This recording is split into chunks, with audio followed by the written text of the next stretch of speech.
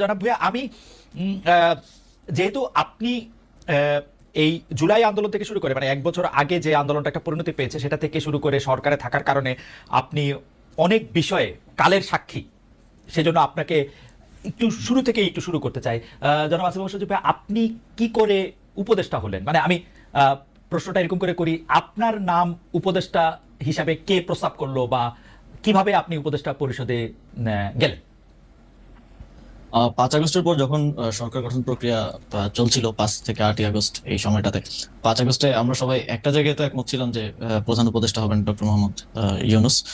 কিন্তু বাকিদের বিষয়টা ঠিক ছিল না। তবে আমাদের কিংবা তখনকার যারা সমন্বয়ক সবার একটা এক্সপিরিয়েন্স হচ্ছে, দেখা গেছে আমাদের 69-এর গণ অভ্যুত্থানে ছাত্রদের অবদান আছে, 90-এর গণ অভ্যুত্থানে ছাত্রদের গুরুত্বপূর্ণ অবদান আছে, তারা জীবন দিয়েছে। কিন্তু পরবর্তীতে দেশ গঠন প্রক্রিয়ায় বা সেটাতে ছাত্রদের অংশীদারিত্ব না থাকার কারণে দেখা গেছে যে ছাত্রদের ভাগ্যের আসলে কোনো পরিবর্তন হয় নাই।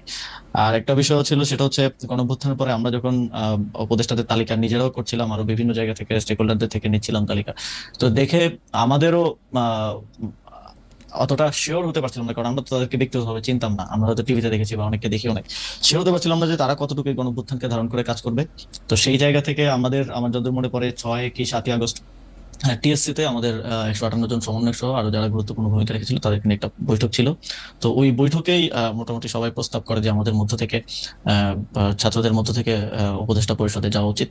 এবং সেখানে যদিও বাকি স্টেক হোল্ডারদের থেকে, যেমন তখন আহ, আহ, সেনাবাহিনী একটা স্টেক হোল্ডার ছিল, তারপরে রাজনৈতিক দলগুলো স্টেক হোল্ডার ছিল, তো উপদেষ্টা পরিষদে যাওয়া উচিত। তো সব দিক থেকে ইয়ে হচ্ছিল যে দুইজন গেলে তারপরে সেখানেই সবাই মিলে সিদ্ধান্ত নেয় যে নাহিদ ভাই এবং আমি উপদেষ্টা পরিষদে যাব প্রাথমিকভাবে। পরবর্তীতে তো মাহফুজ ভাই মাননীয় প্রধান উপদেষ্টার বিশেষ সহকারী হন এবং পরবর্তীতে উপদেষ্টা হন। সেটা কি 158 জন সমন্বয়ক যারা ছিলেন তারা নাম প্রস্তাব করে সেটা ঠিক করেছে, মানে সেটা কি কোনো ভোটাভুটির মাধ্যমে নাই? হ্যাঁ, সমন্বয়কদের মধ্যে যারা উপস্থিত ছিলেন সবার মোটামুটি ঐকমত্যের ভিত্তিতেই আমরা যাই। ওকে। উপদেষ্টাদের তালিকার কথা আপনি বলছিলেন, সেই উপদেষ্টাদের তালিকা কার কার কাছ থেকে আসছিল? আপনারা মানে এই কারা উপদেষ্টা হবেন সেই সিদ্ধান্ত কি আপনারাই নিচ্ছিলেন? মানে যারা না, আমরা আমরা একটা প্রক্রিয়ার মধ্য দিয়ে গিয়েছি। সে সময়টায় আমরা একটা লিয়াজো কমিটি করছি, আপনি যদি মনে করতে পারেন। জি। ওই সেটা লিড দিচ্ছিলেন আমাদের বর্তমান উপদেষ্টা মাহফুজ আলম এবং আরো 4-5 জন যারা বিভিন্ন সোসাইটির বিভিন্ন সেক্টরের সাথে বিভিন্নভাবে সম্পৃক্ত, ছাত্রদের মধ্য থেকেই। তো ওনারা মিলেই বিভিন্ন স্টেক হোল্ডারদের সাথে, যেমন বিএনপির সাথে আলোচনা হয়েছে উপদেষ্টা পরিষদ নিয়ে। আমাদের মাননীয় প্রধান উপদেষ্টা ডক্টর মোহাম্মদ ইউনূস স্যার একটা লিস্ট পাঠিয়েছিলেন আমাদের কাছে, সেখান থেকে ইনক্লুড হয়েছে, স্যার নিজে অনেক ইনক্লুড করেছেন। তো সবকিছু মিলিয়ে একটা উপদেষ্টা পরিষদ প্রাথমিকভাবে গঠিত হয়েছিল। পরবর্তীতে বিভিন্ন সময় সেটা আরো বর্ধিত হয়েছে। তার মানে হচ্ছে যে আপনারা বিএনপির একটা লিস্ট, জামাতের একটা লিস্ট, প্রফেসর ডক্টর মোহাম্মদ ইউনূসের একটা লিস্ট, সবগুলি নিয়েই মোটামুটিভাবে আমরা যেটা আপনাদের কাছ থেকে জানতে পেরেছি বিভিন্ন সময়, বা উপদেষ্টারা বলেছেন যে একটা সবগুলি নামের মধ্যে থেকে যে নামটা কমন বা যে নামটা নিয়ে বিতর্ক সবচেয়ে কম, এরকম নামগুলি আপনারা খুঁজছিলেন। ফাইনালি আপনারা যে উপদেষ্টা পরিষদটা পান, সেই উপদেষ্টা পরিষদটা যেই সময় আপনি শপথ নিলেন, যাদেরকে দেখলেন বা তাদের নাম শুনলেন, সেটা নিয়ে আপনারা মোটামুটি সন্তুষ্ট ছিলেন সেই সময়? এখন পর্যন্ত আসলে সত্যি কথা বলতে গেলে সে উপদেষ্টা পরিষদের 50-60% মানুষকে আমরা চিনি, আর এর বাইরে অনেকে হয়তো আমরা চিনিও না। কিন্তু ঐকমত্যের ভিত্তিতে বা আমরা সোশ্যাল মিডিয়া কিংবা গুগল ঘেটে দেখেছি যে তাদের প্রোফাইল কিরকম। যেমন এমন অনেকের নাম আসছে যাদের প্রোফাইল বা ব্যাকগ্রাউন্ড একটু প্রবলেমেটিক, তো আমরা বিভিন্ন জন থেকে খোঁজ নিয়ে তাদের নাম বাদও দিতে হয়েছে। আবার এমন নাম আসছে যেটা হয়তো বিএনপির পছন্দ হয়নি বা এর খুবই রিজিড পজিশন ছিল, সেটাও বাদ দেওয়া হয়েছে। তো এইভাবে একটা সর্বজন গ্রহণযোগ্য একটা উপদেষ্টা পরিষদ বানানোটাই, যাতে করে সবার একটা ইয়ে থাকে, এটাই ছিল উদ্দেশ্য। এবং শেষ পর্যন্ত সেটা হয়েছে। মূলত এটা কোঅর্ডিনেট করেছিলেন মাহফুজ ভাই, যে লিয়াজো কমিটি হয়েছিল তারাই। কারণ আমাদেরকে আবার অনেকগুলো যারা নেতৃত্বে ছিলেন তাদের অনেকগুলো দিকে আসলে মেনটেন করতে হচ্ছিল। তো আমরা দেখেছি, আমরা অবগত ছিলাম, বাট পুরো জিনিসটা প্রক্রিয়াটা মাহফুজ ভাই সহ ইয়ে করেছিলেন। ওকে, একটু মানে যেহেতু ওইখান থেকে শুরু করলাম, একটু আর্মেনিয়া কথা বলি। আপনি জানেন যে আওয়ামী লীগের যারা আছেন তারা সবাই মনে করেন, অনেকেই মনে করেন যে এটা আপনাদের ক্রেডিট না। না, আওয়ামী লীগের সবাই মনে করেন মোটামুটি এটা আপনাদের ক্রেডিট না, দেশের লোকজন কোনো আন্দোলনের মধ্যে কোনো অংশগ্রহণ করে না, এটা দেশি বিদেশি ষড়যন্ত্র এক। আর দ্বিতীয় হচ্ছে সেনাবাহিনী বন্দুকের নল উল্টা দিকে ঘুরিয়ে দিয়েছিল বলে তাদের পতন হওয়া সম্ভব হয়েছে। এবং বিশেষ করে সেনাপ্রধানকে তারা দায়ী করেন যে সেনাপ্রধানের বেইমানির কারণেই, কোট আনকোট বেইমানির কারণেই আসলে তাকে দেশ ছেড়ে চলে যেতে হয়েছে বা আওয়ামী লীগ সরকারের পতন হয়েছে।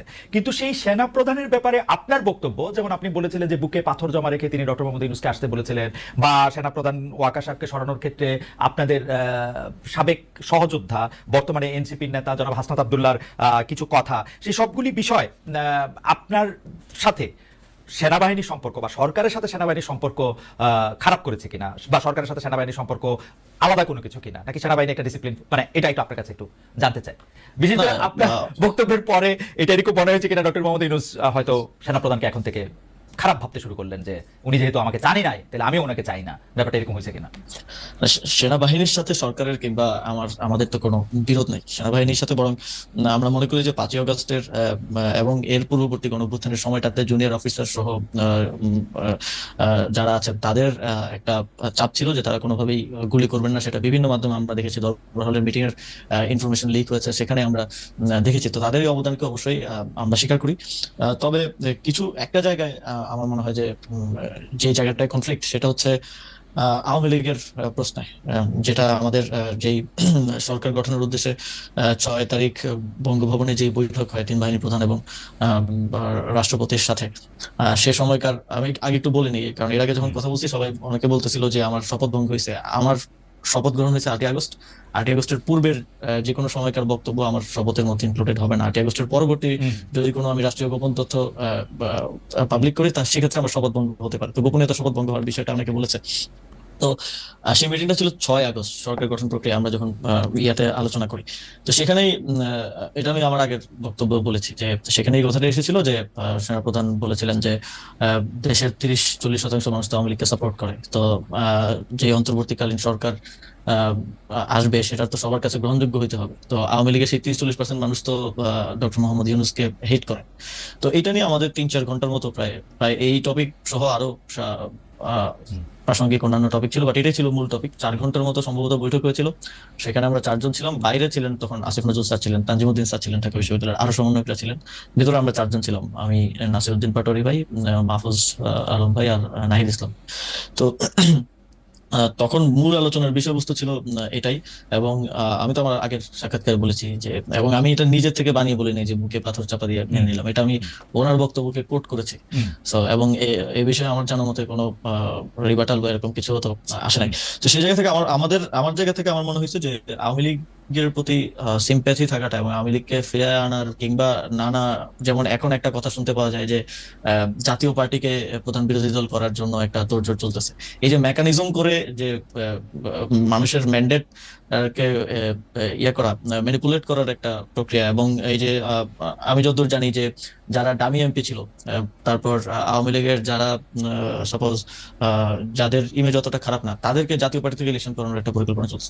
এই ধরনের উদ্যোগ বা এই ধরনের বিষয়গুলোর কারণেই কিন্তু আহ, আহ, আমি ব্যক্তিগতভাবে এবং সরকারেরও বিভিন্ন অংশ এই বিষয়টা নিয়ে হয়তো স্কেপটিক্যাল থাকতে পারে। এবং সেটা কতটুকু আসলে যেটা বলছেন যে স্যারের সাথে সম্পর্ক খারাপ, এটা আমি কখনো দেখি নাই। স্যার সবসময় সবাইকে ওন করে সবাইকে সাথে নিয়ে আসলে কাজ করতে চান। এবং মূলত 5ই আগস্টের পরে, এত বড় একটা অভ্যুত্থান বিপ্লবের পরে বাংলাদেশে যে পরিস্থিতি খারাপের দিকে যায় নাই, দেশটা যে একটা গৃহযুদ্ধের দিকে যায় নাই, বরং আস্তে আস্তে স্টেবিলিটির দিকে আসছে, এটা মূলত স্যারের এই সবাইকে অ্যাকোমোডেট করে কাজ করার মানসিকতার কারণেই সম্ভব হয়েছে।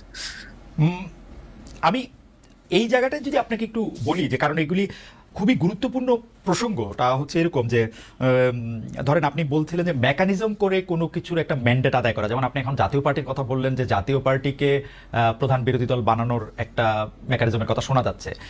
আমরা কিন্তু বিভিন্নভাবে শুনতে পাচ্ছি যে সরকারের ভিতরে আরেকটা সরকার আছে। আমরা এরকমও শুনতে পাচ্ছি যে গোয়েন্দা সংস্থাগুলি যারা শেখ হাসিনার সময়ে অ্যাক্টিভ ছিলেন তারা এখনো অ্যাক্টিভ আছেন, বিশেষ করে ডিজিএফআই এর কথা বলা হয়। কিন্তু আমরা তো দেখি ডিজিএফআই তো সরকার প্রধানকে রিপোর্ট করে, সেনা প্রধানকে না। মানে ডক্টর মোহাম্মদ ইউনূসের আন্ডারে ডিজিএফআই। তাহলে এই ব্যাপারটা আসলে কেমন? মানে যদি কেউ মেকানিজমটা করে থাকেন, এটা কি আপনারা সরকার থেকে করতেছেন নাকি সামরিক বাহিনী বা অন্য কোনো একটা সরকার যাদের আমরা চিনি না তারা করতেছেন? আপনি কি এইটা একটু অন পেপার তো অনেক কিছুই থাকে, কিন্তু বাস্তব প্রয়োগের ক্ষেত্রে সেটার বাস্তবায়ন বা সেটার প্রক্রিয়াটা অনেক সময় অনেক ভিন্ন রকম হয়ে যায়। আসলে 5ই আগস্টের পরে এখানে শেখ হাসিনা থাকা অবস্থায় যেমন ক্ষমতার কেন্দ্র ছিল শেখ হাসিনা এবং আওয়ামী লীগ রাজনৈতিক দল হিসেবে, 5ই আগস্টের পরে তো ক্ষমতার কেন্দ্রগুলো অনেক অনেক দিকে ভাগ হয়ে গেছে। এখন তো সরকার একমাত্র ক্ষমতার কেন্দ্র না, যেটার আমি মনে করি যে এই ঘটনা প্রবাহে অনেকের অনেক ভুল ছিল। এবং সেই ভুলগুলোর জন্যই দেখা গেছে যে এই ক্ষমতার এই কেন্দ্র বিভাজিত হয়েছে। রাজনৈতিক দলগুলো একটা এখন ক্ষমতার কেন্দ্রে আছে, কারণ হচ্ছে সরকারের যে কোনো পলিসি ডিসিশন, বিগ ডিসিশন রাজনৈতিক দলগুলোকে ছাড়া নেওয়া যাচ্ছে না, তাদের সাথে বোঝাপড়ার ভিত্তিতে, ঐকমত্যের ভিত্তিতে নিতে হচ্ছে। এখানে মিলিটারি একটা ক্ষমতার কেন্দ্র হয়ে উঠেছে 5ই আগস্টের পরে, যেটা 5ই আগস্টে আমাদের রাজনৈতিক দলগুলো সেই ম্যান্ডেটটা ক্যান্টনমেন্টে গিয়ে দিয়েছেন বলে আমি মনে করি। এবং আহ, এই আহ, এই কমপ্লেক্স সিচুয়েশনের কারণে, যে এই যে অন পেপার যেরকম আছে যে ডিজিএফআই প্রধান উপদেষ্টাকে রিপোর্ট করবে, কিংবা যেটা যেভাবে চলা উচিত অন পেপার সেটা সেভাবে তার আসলে চলছে না। তো এই সবকিছু মিলে সরকারের ভিতরে, একটা সরকার না, সরকারের ভিতরে এটা সব সরকারের ভিতরেই থাকে, নানা ধরনের মানুষ থাকে। একটা পলিটিক্যাল গভর্নমেন্ট আসলেও তো আমরা বলি যে এখানে ভারতপন্থীরা আছে, এখানে পাকিস্তানপন্থীরা আছে, এখানে অমুক হচ্ছে আমেরিকাপন্থী। তো এই সরকারটা তো আসলে কোনো ইউনিফাইড জিনিস না, এটা তো এক জায়গা থেকে আসে না। এই সরকারের যদি 20 জন লোক থেকে 20 জন লোক 20টা জায়গা থেকে আসছে, তো সেই জায়গা থেকে ওই ক্ষমতার কেন্দ্রটা আসলে এক জায়গায় নাই, সেটা বিভিন্ন ইয়ে থেকে মোবিলাইজ হয়। তো অন পেপার যেটা যেভাবে আছে সেটা সেভাবে চলা একটু মুশকিল এই সময়ে। আহ, আমার মনে হয় যে আপনি অনেকগুলি গুরুত্বপূর্ণ বিষয়ে আসলে যতটুকু আপনার পক্ষে বলা সম্ভব একটি সাংবিধানিক পদে থেকে আম, আহ, সেরকমই আপনি বলছেন, কিন্তু আমাদের জন্য যদি একটু আপনি পরিষ্কার করতেন, যেমন যে রাজনৈতিক দলগুলোকে এখন আপনি ক্ষমতার কেন্দ্র বলতেছেন, সরকার অনেকগুলি সিদ্ধান্ত আসলে রাজনৈতিক দলগুলোর বাইরে নিতে পারছে না, সেনাবাহিনীকেও আপনি একটা ক্ষমতার কেন্দ্র বলছেন। আমরা কি এরকম বলতে পারি, যেরকম আমরা আসলে মানে আমার কানে যেরকম করে কথা আসে সেটা হচ্ছে যে এখন বাংলাদেশ সরকারের অর্থাৎ আপনাদের সকল সিদ্ধান্ত নিয়ন্ত্রণ করছে বিএনপি? আমরা কি এরকম ভাবে বলতে পারি যে আসলে জেনারেল ওয়াকারের পদপদবীর দিক দিয়ে তিনি আপনাদের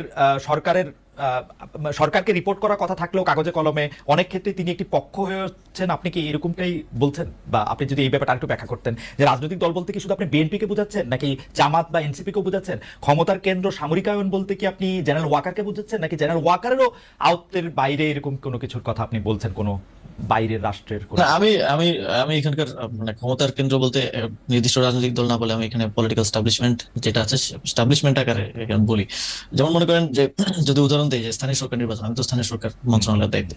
স্থানীয় সরকার নির্বাচনের সিদ্ধান্ত তো আমি নিতে পারি নাই, হুম, আমি না, শুধু আমার সরকারও নিতে পারে নাই, কারণ এখানে রাজনৈতিক দলগুলোর এখন ঐকমত্য কমিশনে যে আলোচনা হয়েছে, সেখানে স্থানীয় সরকার নির্বাচন নিয়ে যে আলোচনা হয়েছে, সেখানে আমার জানা মতে বিএনপি এবং তাদের কয়েকটা সহযোগী দল ছাড়া বাকি সবাই স্থানীয় সরকার নির্বাচনের বিষয়ে একমত ছিল। এবং আমিও চেষ্টা করেছি যে অন্ততপক্ষে, কারণ দিন শেষে নাগরিক সেবা থেকে শুরু করে উন্নয়ন কার্যক্রম যে ব্যাহত হচ্ছে, এবং মানুষ যে প্রতিনিয়ত তার একটা আইডি কার্ড বানাইতে গেলে, বা একটা জন্ম নিবন্ধন, মৃত্যু নিবন্ধন, ওয়ারিশ সনদ, এই প্রত্যেকটা কাজ তো লোকাল গভর্নমেন্টে থেকে হয়, এগুলোতে যে ব্যাহত হচ্ছে, এটা তো, এটার দায়টা তো আমার উপরে আসে, যেহেতু আমি দায়িত্বে আছি। তো কিন্তু যখন সিদ্ধান্ত গ্রহণ প্রক্রিয়া এটা চলে যায়, তখন তো এটা বিভিন্ন এই যে ক্ষমতার যে কেন্দ্রগুলোর কথা আমি বললাম, সেখানে তো গিয়ে হচ্ছে আটকে যাচ্ছে। তো এখানে আমি কোনো নির্দিষ্ট দলের কথা না বলে পলিটিক্যাল স্টাবলিশমেন্টের কথা বলি, এবং কোনো নির্দিষ্ট ব্যক্তির কথা না বলে মিলিটারি স্টাবলিশমেন্টের কথা বলি, যেটা গত 15 বছরে 16 বছরে তৈরি করে যাওয়া হয়েছে। এবং আমি মনে করি যে শুধু এই সরকার না, এই সরকার তো অপেক্ষাকৃত একটা দুর্বল সরকার হিসেবে পরিচিত। এই সরকার না, যে পরবর্তী পলিটিক্যাল গভর্নমেন্ট আসলেও তাদের এই যে আওয়ামী যে স্টাবলিশমেন্ট বিভিন্ন জায়গায় রয়ে গেছে, এইটার জন্য ভুগতে হবে, একটা দীর্ঘ সময় তাদেরকেও ভুগতে হবে, এবং এইটা সেটেল করাটা খুবই টাফ জব হবে পরবর্তী যে কোনো সরকারের জন্য।